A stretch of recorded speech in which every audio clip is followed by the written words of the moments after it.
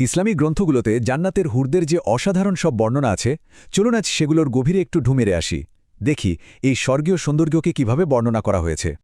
শুরুটাই দেখুন কি দারুণ একটা উপমা দিয়ে। পবিত্র কোরআনে বলা হচ্ছে তারা যেন পদ্মরা আগার প্রবালের মতো।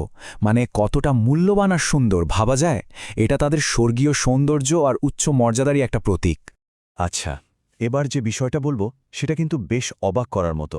হাদিসে বলা হয়েছে হুরদের সৃষ্টি হয়েছে একটা বিশেষ স্বর্গীয় প্যালেট থেকে, মানে 4টা নির্দিষ্ট রং দিয়ে। হ্যাঁ, সহিহ বুখারীর একটা হাদিসেই 2993 এই রঙগুলোর কথা বলা আছে। রঙগুলো হল সাদা, হলুদ, সবুজ আর লাল। এই 4টা রঙের মিশ্রণেই তাদের সৃষ্টি। আচ্ছা, শুধু রং দিয়েই শেষ না, তাদের শারীরিক বর্ণনার পরের ধাপটা তো আরও মন মুগ্ধ করার মতো। তাদের দেহ শুধু সুন্দরই নয়, বরং তৈরি হয়েছে খালের সুগন্ধি দিয়ে। তো প্রশ্ন আসতেই পারে যে ঠিক কি জিনিস দিয়ে তাদের এই সুগন্ধি শরীরটা তৈরি, তাই না? চলুন পরের স্লাইডেই এর উত্তরটা খুঁজে দেখি। এই যে দেখুন, এখানে ব্যাপারটা কি দারুণভাবে দেখানো হয়েছে। মাথা থেকে ঘাড় পর্যন্ত কর্পূর, ঘাড় থেকে বুক পর্যন্ত আম্বার, তারপর বুক থেকে নাভি পর্যন্ত কস্তুরী, আর নাভি থেকে পা পর্যন্ত জাফরান। মানে শরীরের প্রত্যেকটা অংশই এক একটা বিশুদ্ধ দামি সুগন্ধি দিয়ে গড়া। আর এখানেই কিন্তু শেষ না। তাদের চুল আর ভ্রু সেটাও তৈরি হয়েছে লবঙ্গ দিয়ে। মানে পুরো সৃষ্টিটাই যেন সুগন্ধের একটা স্বর্গীয় সিম্ফনি।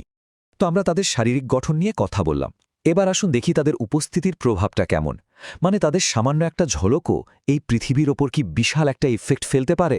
এটা কি কল্পনা করা যায়? একবার শুধু ভাবুন, শুধু একটা ঝলক, সেটার শক্তি কতটা হতে পারে। চলুন দেখি হাদিসে কি বলা আছে। এই হাদিসটা পড়লেই বিষয়টা পরিষ্কার হয়ে যায়। বলা হচ্ছে জান্নাতের কোনো নারী যদি পৃথিবীর দিকে একবার তাকাত, তাহলে আসমান থেকে জমিন পর্যন্ত সব কিছু আলোয় ভরে যেত। আর শুধু আলোই না, সুগন্ধেও ভরে যেত। শুধু তাই না, হাদিসের পরের অংশটা তো আরও অবাক করার মতো। বলা হচ্ছে তাদের মাথার একটা সাধারণ ওড়নাও নাকি এই গোটা দুনিয়া আর এর ভেতরে যা কিছু আছে তার থেকেও উত্তম। বুঝতেই পারছেন তাদের মর্যাদাটা কোন পর্যায়ের। এতক্ষণ তো আমরা তাদের বাহ্যিক সৌন্দর্য আর প্রভাব নিয়ে কথা বললাম, কিন্তু তাদের ভেতরের গুণগুলো কেমন, বিশেষ করে তাদের পবিত্রতা আর বিশ্বস্ততা? দেখুন, একদিকে তাদের সৌন্দর্য এমন যে পুরো জগৎকে আলোয় ভরিয়ে দিতে পারে, কিন্তু সেই একই দৃষ্টি, সেই চাহনি শুধুমাত্র তার সঙ্গীর জন্যই থাকবে। এটা তাদের বিশ্বস্ততা আর পবিত্রতার কি অসাধারণ একটা প্রমাণ, তাই না?